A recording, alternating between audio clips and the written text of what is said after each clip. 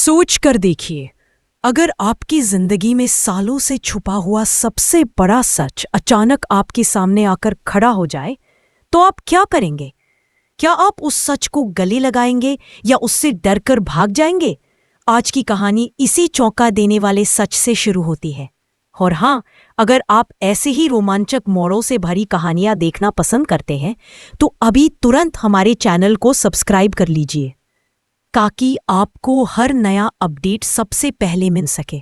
कहानी की शुरुआत होती है उसी होटल से जहां सरोजा अपनी रोज की तरह काम कर रही थी। उसके चेहरे पर हमेशा की तरह वही घबराहट, वही दबी दबी बेचैनी, जैसे उसकी जिंदगी कहीं उसके हाथ से फिसल न जाए। तभी अचानक होटल में कामिनी और उर्मिला आ जाती हैं। दोनों को देखकर सरोजा का दिल जैसे थम जाता है। उसे लगता है कि अगर वे उसे पहचान गई तो सब कुछ खत्म हो जाएगा। सरोजा की सांसें तेज होने लगती हैं और वह धीरे धीरे मुड़कर पीछे हटने लगती है ताकि बिना किसी की नजर में आए वह वहां से निकल सके।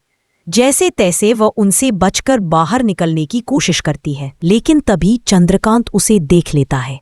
वह तुरंत उसके पास पहुंचता है और कहता है, सरोजा, एक यही थी। अगर उन्होंने मुझे देख लिया, अगर उन्हें कुछ पता चल गया तो बहुत मुसीबत हो जाएगी। मैं नहीं चाहती कि किसी को कुछ भी पता चले। मुझे बस जाने दीजिए। लेकिन चंद्रकांत सरोजा के जाने के लिए कदम बढ़ाते ही उसके सामने आकर खड़ा हो जाता है। सरोजा, ठहरो, मुझे तुमसे बात करनी है, वह धीमी लेकिन डरी सी आवाज में कहता है। सरोजा उससे नजरें चुराते हुए कहती है, कृपया रास्ता छोड़ दीजिए, मैं पहले ही बहुत परेशान हूं। वह आगे बढ़ती है, लेकिन चंद्रकांत पीछे हटने के बजाय उसके और करीब आ जाता है, जैसे इस बार वह उसे किसी भी कीमत पर जाने नहीं देना चाहता था। और तभी अचानक वह टूट जाता है। वह रोते रोते उसके सामने घुटनों पर बैठ जाता है और सरोजा के पैर पकड़ लेता है। उसका पूरा अस्तित्व जैसे बिखर चुका था। वह कहता है, सरोजा, प्लीज प्लीज मुझे छोड़कर मत जाइए। मैं अब और नहीं सह सकता। मुझे सच बता दीजिए, मेरी बेटी कहाँ है? कौन है मेरी बेटी? मैं सालों से उसी एक सवाल के साथ जी रहा हूं। एक बार बता दो, बस एक बार बता दो। सरोजा के चेहरे पर हैरानी फैल जाती है। वह उसके रोते हुए हाथों को पकड़कर ऊपर उठाती है और घबरा कर कहता है। लेकिन चंद्रकांत अपनी जिद छोड़ने को तैयार ही नहीं था। उसकी आंखों में दर्द का समंदर था। यह फिर कहता है, अगर तुमने अब भी मुझे मेरी बेटी के बारे में नहीं बताया तो मैं सच में मर जाऊंगा। मैं अब अपनी ही बच्ची से दूर नहीं रह सकता। मुझे बस ये जानना है कि वो है कौन, कहाँ है, कैसी है। मैं एक बाप हूं सरोजा, मुझे मेरी बच्ची चाहिए। कमरा जैसे एक पल को बिल्कुल चुप हो जाता है। सिर्फ चंद्रकांत की टूटती सांसें और सरोजा की धड़कन सुनाई देती है। सरोजा उसकी हालत देखकर कांप उठती है। वह कुछ पल उसे देखती है, फिर आंसू रोकती हुई उसके कंधे पर हाथ रखकर कहती है, उठिए चंद्रकांत, उठिए। आप ऐसा क्यों कर रहे हैं? आप अपनी बच्ची को जानते हैं। आपने उसे हमेशा प्यार दिया है और आपकी बेटी का नाम सरो है। चंद्रकांत एकदम से जैसे जम ही जाता है। उसकी आंखें फैल जाती हैं। वह हकलाते हुए पूछता है, क्या सरू? सरू मेरी बेटी? उसकी आवाज में सदमा था, यकीन और अविश्वास दोनों मिले जुले थे। सरोजा धीमी टूटती आवाज में कहती है, हाँ, सरू ही आपकी बेटी है। वही हमारी लाड़ो है, वही आपकी रूह का हिस्सा, जिसके लिए आप सालों से तड़प रही थी। ये तो वही रिपोर्ट है जो मैंने ताराजी के कहने पर करवाई थी, वह धीमे धीमे कहता है। और डॉक्टर मुझे कुछ बताने की कोशिश भी कर रही थी, पर मैं ही समझ नहीं पाया। मैं ही सब कुछ अनदेखा करता रहा। उसकी आंखों में आंसू आ जाते हैं।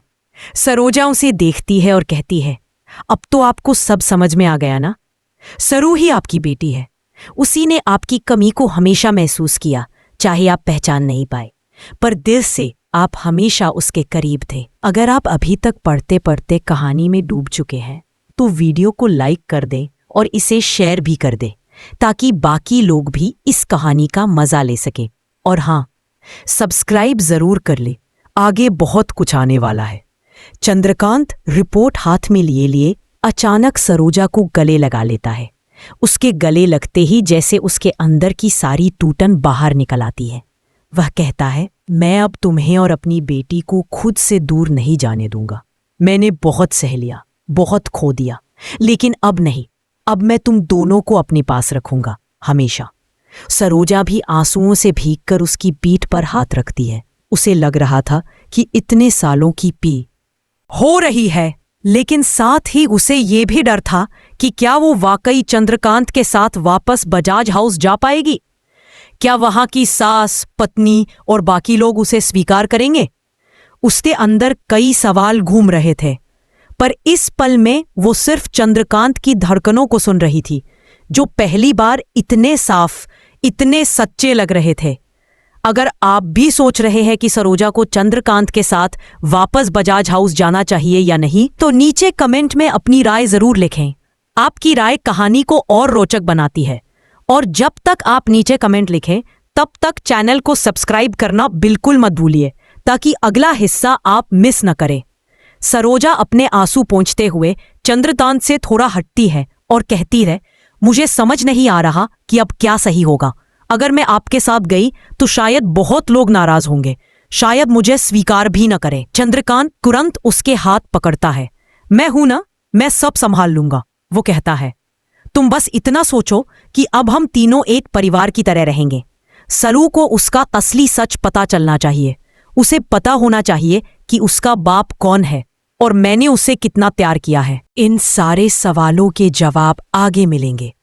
सरोजा चंद्रकांत की बात सुन तो लेती है, लेकिन उसके मन में सवालों और डर का सैलाब उमड़ने लगता है। वह सोचती है कि सच बताने से क्या सच में सब ठीक हो जाएगा, और क्या तारा, कामिनी और उर्मिला जैसे लोग इस नए खुलासे को स्वीकार कर पाएंगे? शायद नहीं, शायद हाँ। लेकिन इस वक्त सरोजा को खुद भी नहीं पता कि किस दिशा में उसका जीवन जाने वाला है। उधर चंद्रकांत जैसे अपनी दुनिया ही बदल चुका था। उसके चेहरे पर पहली बार एक पिता की चमक दिखाई दे रही थी, जैसे उसे अचानक जीवन का सबसे अनमोल खजाना मिल गया हो।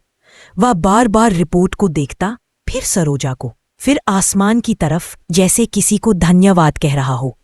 उसके दिल में अब सिर्फ एक ही ख्वाहिश थी, सरू को गले लगाकर उसे बताना कि वह उसकी दुनिया है, उसका खून है।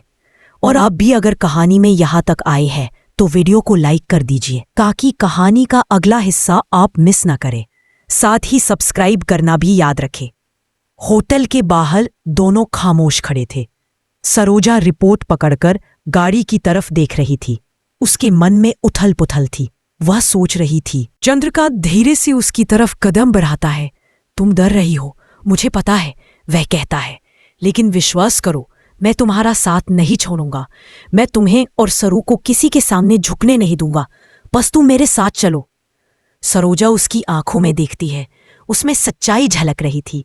शायद पहली बार इतने सालों बाद उसे लगा कि कोई उसके साथ है, कोई जो उसके दर्द को सच में समझता है। सरोजा की आंखें भर आती हैं। मैं आपके साथ चलती हूं, लेकिन एक शर्त पर। चंद्रकांत तुरंत कहता है, जो कहोगी वही होगा। सरू को जब तक आप खुद बताना ना चाहे, उससे कुछ मत करिएगा।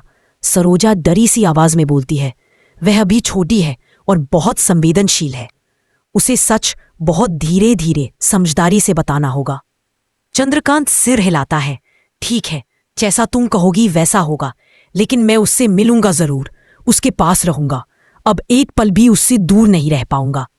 अगर आप भी महसूस कर पा रहे हैं कि कहानी कितनी भावुक और सच्ची होती जा रही है, तो इस वीडियो को शेयर कर दे, ताकि भावनाओं से भरी यह कहानी और भी लोगों तक पहुंच सके। और अगर अब तक सब्सक्राइब नहीं किया है। कुछ समय बाद चंद्रकांत और सरोजा गाड़ी में बैठ जाते हैं। रास्ते भर दोनों चुप रहते हैं। गाड़ी की खिड़की से बाहर तेज रोशनी, भागती हुई सड़कें और लोगों की भीड़ दिखाई देती है। लेकिन दोनों के मन में सिर्फ एक ही बात गूंज रही थी, अब क्या होगा। बजाज हाउस का नाम लेते ही सरोजा का दिल फिर से तेज धड़कने लगता है। वह सोचती है, तारा मुझे देखकर क्या करेगी? उर्मिला की गुस्सैल नजर क्या सह पाऊंगी? क्या कामिनी मेरे सामने आने देगी? उसके हाथ कांपने लगते हैं। चंद्रकांत उसकी घबराहट समझ जाता है। वह उसका हाथ पकड़कर कहता है, डरो मत, मैं हूं ना, तुम अकेली नहीं हो। जो भी होगा हम दोनों मिलकर झेलेंगे। गाड़ी बजाज हाउस के सामने जाकर रुकती है। हवेली की ऊंची दीवारें और बड़े दरवाजे सरोजा को उस पुराने दर्द की याद दिलाते हैं जब उसे इसी घर से दूर कर दिया गया था।